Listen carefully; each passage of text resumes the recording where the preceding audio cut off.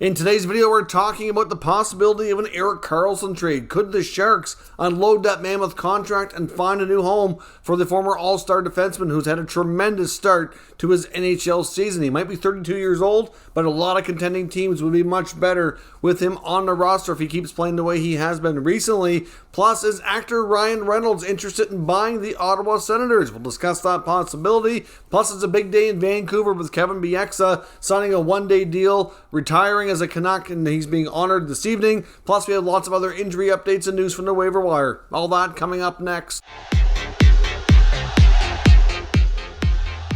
So welcome back to another video here at Top Shelf Hockey. As I mentioned, we have a variety of NHL news and some trade talk to take a look at here today. First up, we get a little bit of news from the waiver wire, nothing too serious. Kiefer Sherwood from the Predators, who was on waivers yesterday, in fact cleared, no big surprise, and he's been assigned to their American Hockey League affiliate. So nothing earth-shattering there, but we do have some injury updates. The Winnipeg Jets are going to be without Morgan Barron for at least a period of time, probably a matter of weeks here. He did have to have wrist surgery, so we're probably looking at somewhere around, I think they said 3 to 5 weeks, I believe was the timeline. So he's going to be out of action for some time. The Montreal Canadiens finally get Joel Edmondson in the lineup tonight. He'll make his debut. So he's been activated from injured reserve, dealing with a back injury that he suffered early in the season or near the end of training camp. Evgeny Dadonov, to make room on the roster, has been placed on injured reserve, which I know a lot of people found somewhat surprising, given the fact that he's been healthy enough to travel with the team. He's been on the ice at practice. He went from being a healthy scratch to them calling it maintenance days. Now he's on IR. To be completely honest, I think Montreal is working on finding a Dadonov trade. I'm not sure how easy that's going to be. Obviously, he hasn't had a great start to his season, but he is in the final year of his contract, so at least that way there's not a lot of term left. They retain some money. Maybe they can move on, but it hasn't been a good fit. Of course, I picked him up from Vegas in the offseason when they traded the contract of former captain Shea Weber, who's not going to be playing again and spending the rest of his deal on long-term injury reserve. But to me, it just seems like an odd scenario, and I'm not really sure that Dadonov's actually injured. Maybe we'll get more information to suggest otherwise here in the coming days. I don't know, but I know Mike Hoffman's been another player that's been scratched lately, along with Michael Pezzetta. I think Pezzetta has a future with the team at some point, but guys like Dadonov and Hoffman don't really. The only problem with Hoffman is he still has another year on his deal. That will be a little harder and trickier to define a trade for, although I would be surprised if Ken Hughes isn't trying. But Dadonov, I don't know what's going to happen with him. I wouldn't be shocked if they can't find a trade for him in the next couple of days or even by next week. I wouldn't be shocked if they find him on waivers. Either way, they need to get some relief here. They can't keep him on IR too long. I don't know what's going to happen there. It just seems like a really odd scenario. I just think that they, sometimes, I don't think anything's really scrutinized too much for regular injured reserve. But I don't think he's got a future in Montreal, and I would be quite surprised if he does indeed play again. The Boston Bruins are going to be without defenseman Derek Forbort for a while in a week-to-week scenario. He's actually been surprisingly really good for them this year. Forbort wasn't the greatest last year, but in a defensive role, more of a shutdown kind of role, he's actually been having one of his better seasons so far. So that's going to be a big blow to them. The Bruins have certainly gone through a lot of adversity this year with a lot of injuries to start the season. They've had some other players go down with injury during the season, and they still managed to keep on playing well and keep on winning. Still the top team in the NHL, so be interesting to see how they do without him. The Ottawa Senators are finally able to activate goalie Cam Talbot. He will be backing up the Sens tonight as Anton Forsberg gets the start. They're playing the Vegas Golden Knights. Game will be getting underway here shortly as I record this video. He is expected to start the next game, which will be on Saturday. So Talbot's officially ready to go after having a rib injury suffered near the end of training camp, which was very unfortunate. But of course, he was one of their big acquisitions in the offseason, so I'm sure he's excited to get going, and hopefully the Sens can start to play better in front of both of their goalies. The last 3 games have not been well. Their trip to Florida was a disaster. Their 5-game homestand was really successful, winning 4-5, but they dropped the last game to Minnesota. Even though they lost that game, it wasn't really, I guess it was there were some things trending not really good, and then they made it even worse on the road. They've yet to win on the road this year, which is a big issue. I know it's early, but as they say, sometimes it gets late early. And, if they don't get their act together, it could be a scenario next week or two that they might find themselves climbing up too steep of a hill to have a real shot at playoffs. So we'll see. Hopefully Talbot can help out with that. Of course, as I mentioned, it's a big day in Vancouver today. Kevin Bieksa, of course, now broadcaster, works with Hockey Night in Canada, has been out of the game for, I think it's around 4 years or something like that, has finally officially retired. He never did officially retire after he last played with the Anaheim Ducks a number of years ago. I know it's been something he's mentioned before during interviews or TV that he would be very interested in going back to Vancouver and signing a one-day deal to retire as a Canuck, and that's actually come to be now. So he signed that contract. Obviously he was on the ice with them this morning at practice, had a good talk with them in the room, did media availability, and then he'll be honored at tonight's game. Of course, he was always a really solid defenseman for them and great leader. Nice to see everything come full circle and have him retire in Vancouver. So obviously Bieksa, I believe, is the first Canuck that we could see actually go through the motions here like this and return to Vancouver on a one-day deal and announce his retirement. Of course, lots of other guys have retired as Canucks, of course, but not in quite this fashion. So it'll be interesting to see how everything goes this evening. But certainly a great career for Bieksa. He's turned into a really good broadcaster, certainly one of the better guys I like listening to on Hockey Night in Canada. So certainly good on him. Great career, and want to wish him the best and hope everything goes well this evening in Winnipeg. I do wonder if we're going to see a defenseman trade it quickly. Now, of course, we know that they have a couple young defensemen that are not getting the opportunity at the NHL level because they're kind of boxed out here.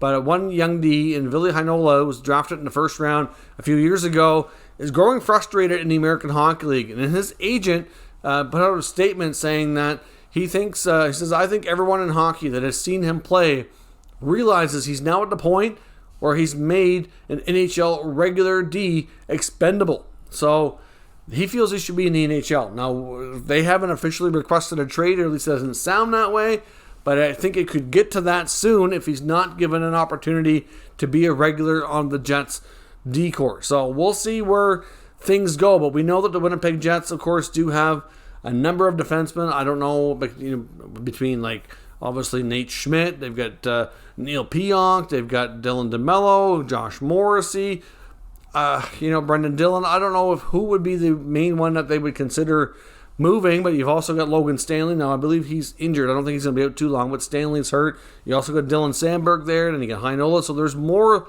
than enough to create a bit of a logjam.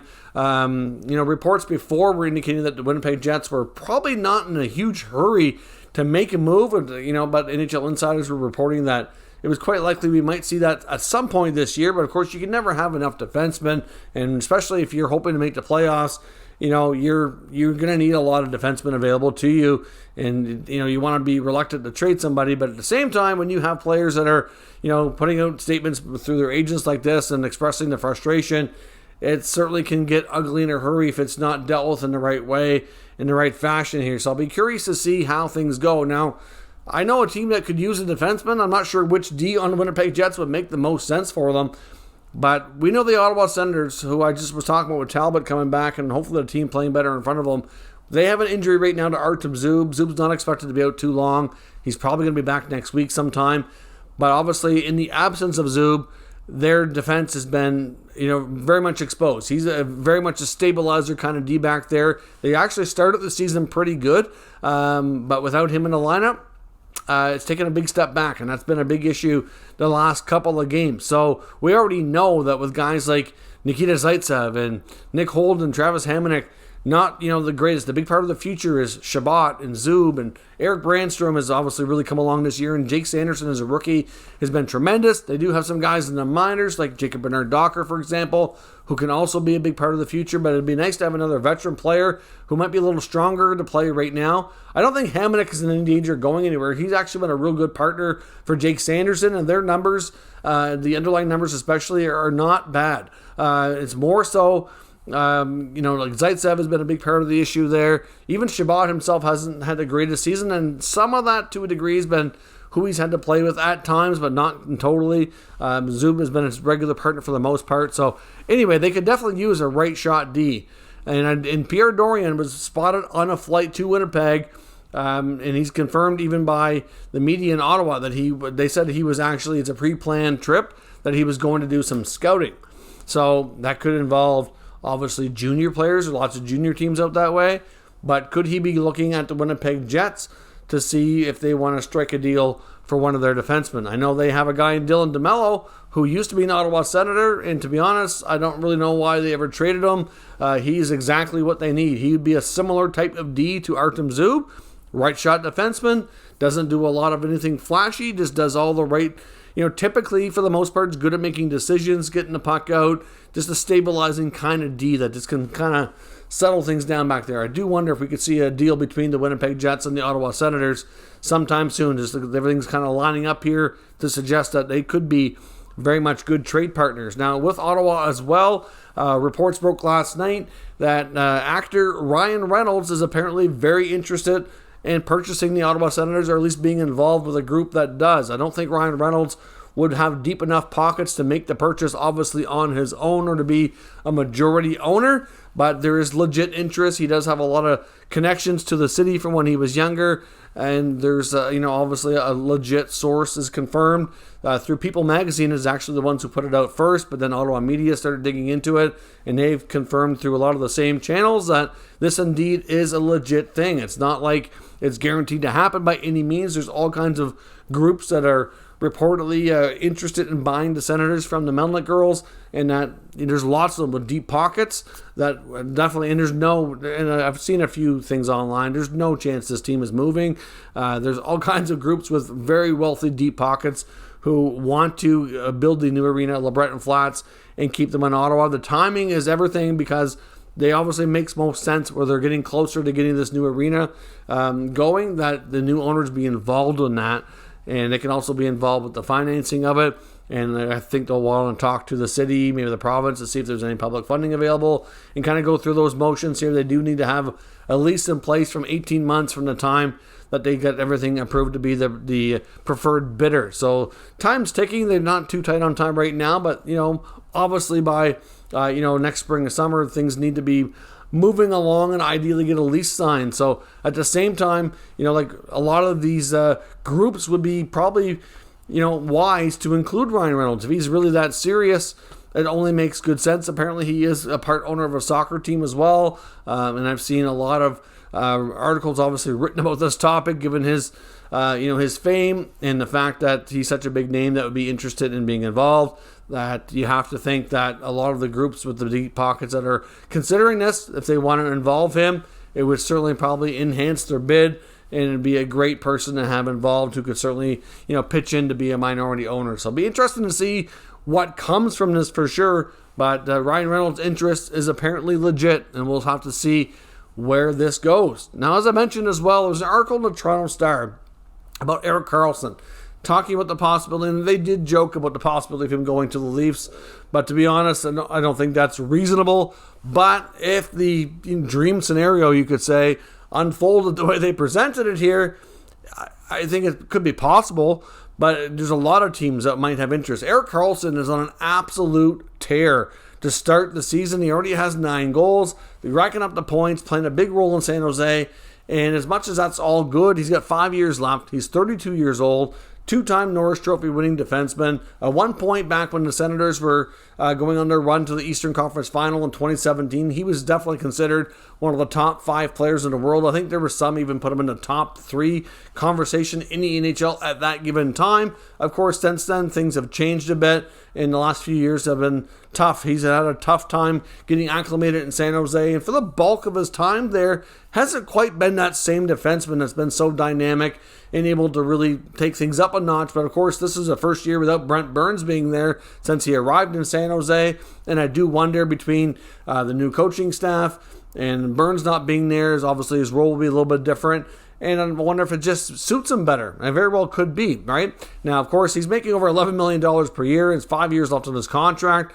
So certainly, I don't know if the San Jose Sharks would have the appetite to retain salary on that long a period of time.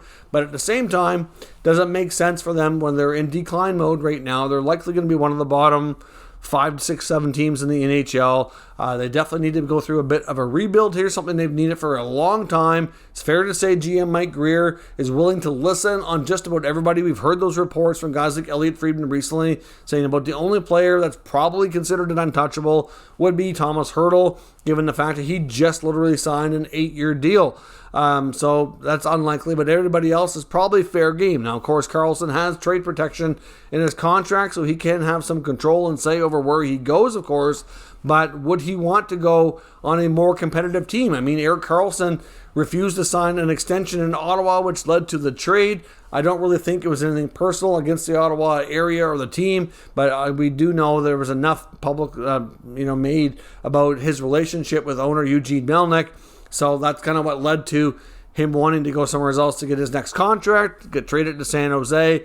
And at the time, the Sharks were a team that was in that window to contend, and it quickly fell off a cliff there not long after he arrived. So he's never really had another chance since those last Sens days of going on a deep playoff run to really have a shot, really like a legit shot at a Stanley Cup, or really even be in the playoffs much. Given the fact he's 32 now, would he welcome a trade to go to a contending team? Like I said, this article also makes a lot of good points that, you know what, just about any contending team, and actually this was also commented on by Nick Kyprios as well, who said all the contending teams would be better with Karlsson on the roster.